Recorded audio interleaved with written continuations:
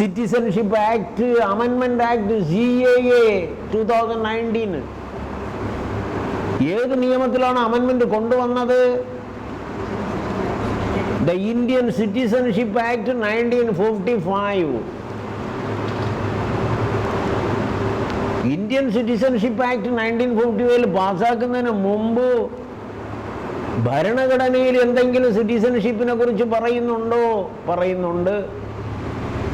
Articles 5 to 11 of the constitution, articles 5 to 11 of the constitution deal with citizenship. പക്ഷെ അതിൽ limited പ്രൊവിഷൻസേ പറയുന്നുണ്ട്. അതിനെ വിപുലപ്പെടുത്താനാണ് Indian citizenship act 1955. ആ വർഷം വന്നപ്പോൾ ഞാൻ പറഞ്ഞു, നിങ്ങൾ എന്ത് പ്രിപ്പയർ ചെയ്യുമ്പോഴും ഒരു കാര്യം മനസ്സിലാക്കുമ്പോൾ അതുമായിട്ട് കണക്റ്റഡ് ആയിട്ടുള്ള എന്തെങ്കിലും ഉണ്ടെങ്കിൽ അതും കൂടെ ഗ്രഹിക്കുക എന്നുള്ളതാണ് സിവിൽ സർവീസിൻ്റെ നേച്ചർ. Every point. അപ്പോൾ ഡെവലപ്മെന്റ് അഡ്മിനിസ്ട്രേഷൻ എന്നൊരു വാചകം ആദ്യമായിട്ട് ഒരു ഇന്ത്യൻ അഡ്മിനിസ്ട്രേറ്ററാണ് പറഞ്ഞത്. Administrative thinker UL Goswami. UL Goswami എന്ന് പറയുന്ന ഒരു ഇന്ത്യൻ റൈറ്ററാണ് ഈ വാചകം ആദ്യമായിട്ട് രൂപീകരിക്കുന്നത്. The term development administration was coined by an Indian administrative thinker UL Goswami. Goswami ആ വാചകം പറഞ്ഞെങ്കിലും ആ വാചകത്തിൻ്റെ മൾട്ടിപ്പിൾ ഐഡിയാസ് എല്ലാം പുറത്തു കൊണ്ടുവരുന്നത് അൻ അമേരിക്കൻ അഡ്മിനിസ്ട്രേറ്റീവ് തിങ്കർ ജോർജ് ഗാൻഡ്. ഞാൻ ഈ ഐഡിയാസ് എല്ലാം ഇവിടെ പറയുന്നത് നോട്ട് ലിമിറ്റഡ് ടു പ്രിലിംസ്. നിങ്ങളുടെ അടുത്ത stage, more important stage, mains. George Gant, GANT. അദ്ദേഹമാണ് ഇതിൻ്റെ മൾട്ടിപ്പിൾ ഡയമെൻഷനിൽ. അവിടെയാണ് ഈ ഡെവലപ്മെൻറ്റ് അഡ്മിനിസ്ട്രേഷൻ്റെ ഒരു പ്രധാന ഐഡിയ. ഞാൻ എല്ലാ ഐഡിയയും ഇവിടെ പറയുന്നില്ല, കുറച്ച് തിയറിയാണ്. നമുക്ക് തിയറി ഇവിടെ പ്രാധാന്യമില്ല പ്രിലിംസിൽ, പക്ഷെ മെയിൻസിന് വേണം. അതിൽ ഒറ്റ പോയിന്റ് മാത്രം പറയാം. ജോർജ് ഗാൻഡ് ഇൻ്റർപ്രറ്റ് ചെയ്തതുപോലെ development administration involves the governmental departments associating non-governmental agencies while implementing programs. അതാണ് ഇന്ത്യയിൽ ഇപ്പോൾ നടന്നുകൊണ്ടിരിക്കുന്നത്. അതാണ് government, district collector not alone. Collector എന്ത് കാര്യം ഇപ്പോൾ നടപ്പാക്കി കിട്ടണമെങ്കിലോ ജനങ്ങളുടെ കമ്മിറ്റികളോ ഏജൻസികളെയും കൂടെ ചേർത്തുകൊണ്ട്. Women's development program in Kerala is possible only by associating Kudumbashree. അതിൽ പോളിറ്റിക്സ് നമ്മൾ കാണണ്ട. We are not worried about political affiliation. Kudumbashree എന്ന് പറയുന്ന ഒരു nodal agency for the development of women in Kerala, അവരെയും കൂടെ ചേർത്ത് വേണം പ്രോഗ്രാം നടപ്പാക്കാൻ സർക്കാർ ശ്രമിക്കേണ്ടത്. എങ്കിലേ സക്സസ് ആവും. മുഹമ്മദ് യൂനുസിന്റെ പേര് ഓർമ്മയിലുണ്ടോ? മുഹമ്മദ് യൂനുസ് ബംഗ്ലാദേശിൻ്റെ ബാങ്കിൽ അദ്ദേഹം എംപ്ലോയി ആയിരുന്നു. പിന്നെ അതിനുശേഷം അതിൻ്റെ ഡെവലപ്മെൻറ്റ് വരുത്തി തീർക്കാൻ വേണ്ടി he started the micro credit program. ധാക്കയിൽ poor people if they wanted a loan from the bank 1000-2000 rupees loan ചോദിച്ചാൽ സെക്യൂരിറ്റി കൊടുക്കാൻ പറ്റാതെ അവർക്ക് ലോൺ കൊടുത്തില്ല ഒരു ബാങ്കും. മുഹമ്മദ് യൂനുസ് ആലോചിച്ച് അവരുടെ അടുത്ത് ഡെയിലി സ്മാൾ സേവിങ്സ് എന്ന് കലക്ഷൻ തുടങ്ങി.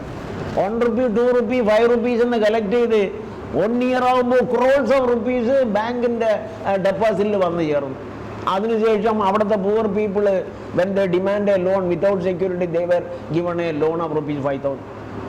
അതാണ് Muhammad Yunus. he was awarded Nobel Prize also, a great figure. അപ്പം മൈക്രോ ക്രെഡിറ്റ് എന്ന് പറയുന്ന ഒരു പ്രിൻസിപ്പിൾ കൂടി ഇവിടെ ഗവർണൻസിനകത്ത് നമ്മൾ കാണുന്നു. നരേന്ദ്രമോദി പ്രൈം മിനിസ്റ്റർ ആയ ഉടൻ തന്നെ പല സ്ഥലങ്ങളിൽ സംസാരിക്കുമ്പോൾ he got the idea of governance. എല്ലാ സ്ഥലത്തിലും I was watching, he was telling about the word governance. We want not government but governance.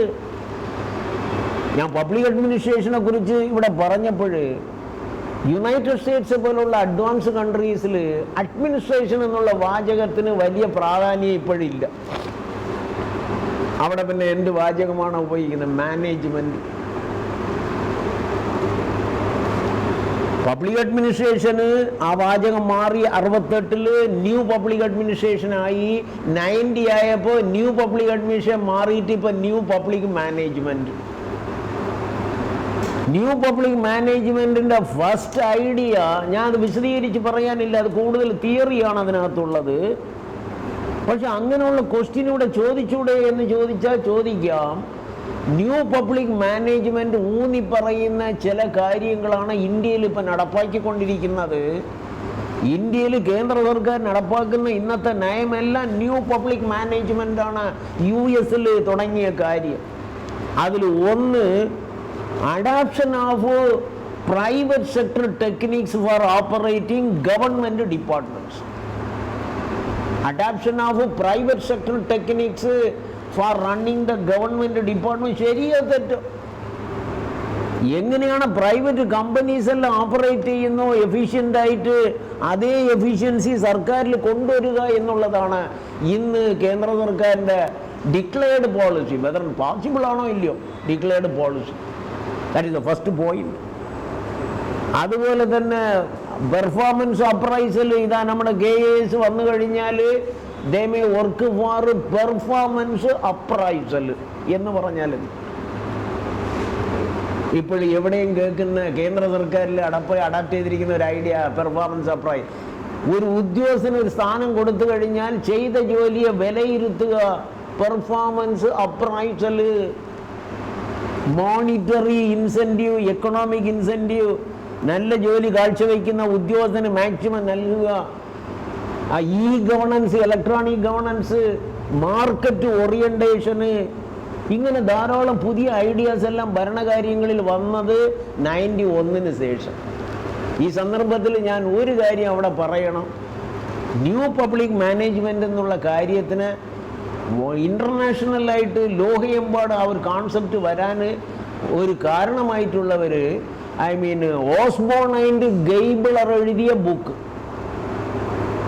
2 writers, American writers, Osborne OSBORNE,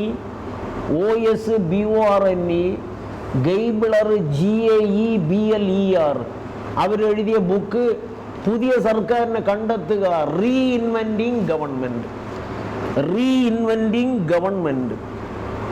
public ലൈബ്രറിയിൽ ആ ബുക്കുണ്ട്. ചെറിയ ബുക്കാണ്, സെൻസേഷണൽ ബുക്കാണ്. പരീക്ഷയുടെ ഭാഗമായിട്ട് സമയമില്ല, പബ്ലിക് ലെവലിൽ മെമ്പറാണെങ്കിൽ അവിടെ പോകുമ്പോൾ ഒന്ന് ഓടിച്ച് നോക്കാം, സമയമുണ്ട്. It is all time factor. ഈ ടൈം ഫാക്ടർ വളരെ പ്രാധാന്യമായതുകൊണ്ട് ഇതുപോലുള്ള കാര്യങ്ങൾ തിയറട്ടിക്കലായിട്ട് ഞാൻ പറയാൻ ശ്രമിക്കാറില്ല. എനിവേ, ഇങ്ങനെയെല്ലാം ചോദിച്ചൂടെ എന്ന് നമ്മളൊന്ന് ആലോചിച്ചാൽ ഇങ്ങനെയും ചോദിക്കും. സിവിൽ സർവീസ് പരീക്ഷ ക്വസ്റ്റ്യൻ പേപ്പർ ഉണ്ടാക്കുന്നവൻ്റെ മൈൻഡ് എങ്ങനെ പ്രവർത്തിക്കുന്നതെന്ന് പറയാൻ പറ്റില്ല. ഇറ്റ് ആൾ ഡിപ്പെൻഡ്സ് അപ്പോൺ കറണ്ടായിട്ടുള്ള ഐഡിയാസാണ് അവർ കൂടുതലും ആവശ്യപ്പെടുന്നത്. റൈറ്റ്. എനിവേ, ഞാൻ അതുകൊണ്ടാണ് ഗവർണൻസ് എന്ന് പറഞ്ഞാൽ കളക്റ്റീവ് പ്രോബ്ലം സോൾവിങ് എന്നുള്ള ഒരു ഐഡിയയിൽ അടങ്ങിയിരിക്കുന്നത്.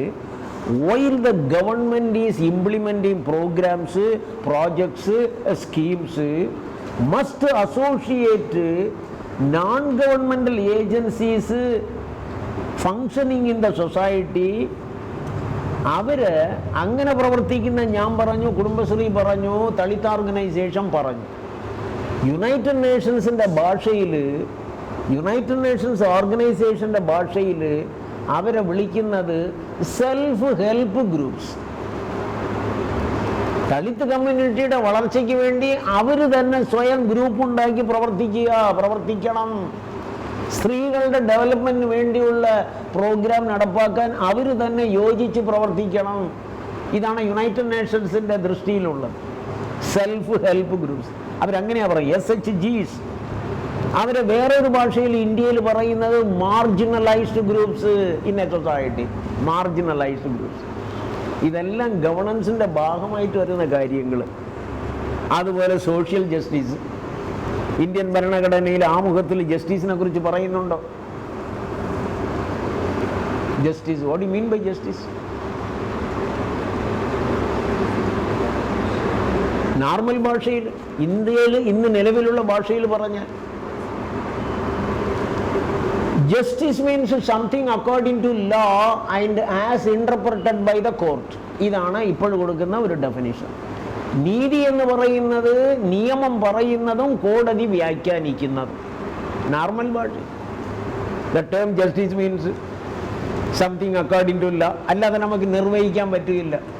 ഇന്ത്യൻ ഭരണഘടനയിൽ ആമുഖത്തിൽ പറയുന്ന social justice, economic justice, political justice, ആമുഖത്തിൽ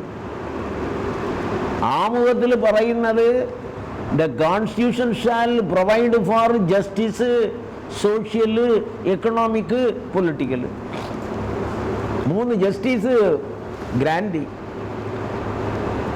അങ്ങനെ ജസ്റ്റിസ് എന്നുള്ളൊരു വാചകത്തിന് വൈഡർ മീനിങ് ആണ്, വ്യാഖ്യാനിക്കാനേ പറ്റില്ല. ഏൻഷ്യന്റ് ഗ്രീക്ക് പൊളിറ്റിക്കൽ തിങ്കർ പ്ലേറ്റോയെ കുറിച്ച് കേട്ടിട്ടുണ്ടോ? പ്ലേറ്റോയുടെ മാസ്റ്റർ സാക്രട്ടീസ്, പ്ലേറ്റോയുടെ ശിഷ്യൻ Aristotle. Socrates, Plato, Aristotle. Plato wrote a book called The Republic. ലോകം കണ്ടിട്ടുള്ള ബുക്കുകളിൽ one of the leading books is The Republic. Originally Greek language. ആ റിപ്പബ്ലിക് എന്താണ് പറയുന്നു എന്നുള്ളതിന് ഒരു വ്യാഖ്യാനം കൊടുത്തിട്ടുണ്ട്. The Republic, Plato's The Republic is concerning with justice, education and politics. 3 കാര്യങ്ങളാണ് ആ റിപ്പബ്ലിക്കിലുള്ള. അതിൽ ജസ്റ്റിസ് എന്നുള്ള ഒരു വാചകത്തിന് നമ്മൾ ഇപ്പോൾ കൊടുത്തിരിക്കുന്ന ഡെഫിനിഷൻ ഇന്ത്യയിൽ ഇപ്പോഴ് something according to law and as interpreted by the court. പക്ഷെ പ്ലേറ്റോയുടെ റിപ്പബ്ലിക്കിൽ സാക്രട്ടീസും മറ്റുള്ളവരും ഓഫർ ചെയ്യുന്ന ഡെഫിനിഷന്റെ സാരാംശം justice means placing the right person in the right position in the society. That is justice. ഒരാളുടെ പൊസിഷനെ തീരുമാനിക്കാനുള്ള മാനദണ്ഡം എന്താണെന്ന് ചോദിച്ചാൽ അദ്ദേഹത്തിൻ്റെ മെൻ്റൽ എബിലിറ്റി, മെൻ്റൽ കപ്പാസിറ്റി, അത് വെച്ചിട്ട് വേണം പൊസിഷനിൽ വയ്ക്കാൻ. Placing the right person in the right position in the society is justice എന്നാണ് അവരുടെ വ്യാഖ്യാനം. നമ്മുടെ ഏൻഷ്യൻ ഇന്ത്യൻ ലിറ്ററേച്ചറിൽ മഹാഭാരതത്തിലോ അല്ലെങ്കിൽ ഉള്ള സ്ക്രിപ്ചേഴ്സിലോ മനുസ്മൃതിയിലെല്ലാം വരുന്ന ആ ടേമിൽ justice means something in a name called dharma. Dharma was used. ധർമ്മ ശാസ്ത്രത്തിൽ ജസ്റ്റിസ്. അന്നത്തെ ഇന്റർപ്രിട്ടേഷൻ സംതിങ് ഡിഫറൻ്റ് ആയിരിക്കും. കാസ്റ്റ് സിസ്റ്റം അനുസരിച്ച് അവരവരുടെ ജോലി ചെയ്യുക, അതാണ് നീതി.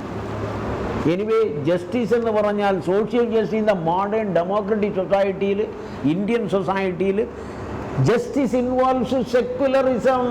എല്ലാ റിലിജിയനെ ഒന്നുപോലെ കാണുക. ഇന്ത്യൻ സോഷ്യൽ ഓർഡറിൽ, മൾട്ടി റിലിജിയസ് സൊസൈറ്റിയിൽ all the religions must be treated equally. Social justice ഉറപ്പാക്കാൻ, ആ സോഷ്യൽ ജസ്റ്റിസ് ഉറപ്പാക്കേണ്ട റിലിജിയൻ മാത്രമല്ല, there is also a need for economic justice. അതിൻ്റെ ഭാഗം ഇൻഇക്വാലിറ്റി, സോഷ്യൽ ഇൻഇക്വാലിറ്റി അകറ്റണമെങ്കിൽ ഫിനാൻഷ്യൽ ഇൻഇക്വാലിറ്റി, എക്കണോമിക് ഇൻഇക്വാലിറ്റി അകറ്റണം. അപ്പോൾ സോഷ്യൽ ജസ്റ്റിസിന് ഒരു പ്രാധാന്യം കൊടുത്തിട്ടാണ് ഈ ചാപ്റ്ററിൽ ചില കാര്യങ്ങൾ. പിന്നെ ഇൻ്റർനാഷണൽ റിലേഷൻസിനെ കുറിച്ച് ഞാൻ പറയേണ്ട ആവശ്യമില്ല, you are aware. Relations among nations, അതിനെയാണ് ഇൻ്റർനാഷണൽ റിലേഷൻ പറയുക. Who is called the father of the concept of international relations. International relations എന്നുള്ള ഒരു ഐഡിയ ആദ്യമായിട്ട് അപ്ലൈ ചെയ്യുന്ന ഒരു റൈറ്റർ, ഒരു British political thinker Jeremy Bentham, JEREMY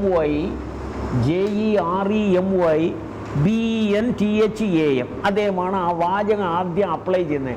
international relations. അദ്ദേഹം political തിങ്കറാണ്, ഇൻ്റർനാഷണൽ റിലേഷൻസിൻ്റെ വക്താവല്ല. എങ്കിൽ ആ വാചകത്തിന് അദ്ദേഹം പ്രയോഗിക്കുമ്പോൾ അദ്ദേഹത്തിൻ്റെ മനസ്സിൽ ദ റിലേഷൻസ് എമംഗ് നാഷൻസ്. ഇതിൻ്റെ ഭാഗമായിട്ട്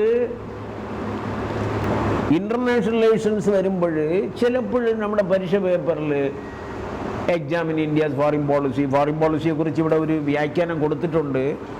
ഇതാ ഇവിടെ പറയുന്നുണ്ട്. സിവിൽ സർവീസ് പരീക്ഷയുടെ നിങ്ങളുടെ പേപ്പറിൽ ഒരു ക്വസ്റ്റ്യനിൽ India's foreign policy, international organization, international treaties, their structure, അതിൻ്റെ മാൻഡേറ്റ് എന്ന് പറഞ്ഞ് 7ാമത്തെ ചാപ്റ്റർ 7ാമത്തെ ചാപ്റ്റർ റിലേറ്റിംഗ് ടു ഇൻ്റർനാഷണൽ റിലേഷൻസിൽ ഇന്ത്യയുടെ ഫോറിൻ പോളിസിയെ കുറിച്ച് ചോദിച്ചാൽ who is the architect of India's foreign policy? Jawaharlal Nehru himself. സ്വാതന്ത്ര്യം കിട്ടുന്നതിന് മുമ്പ് തന്നെ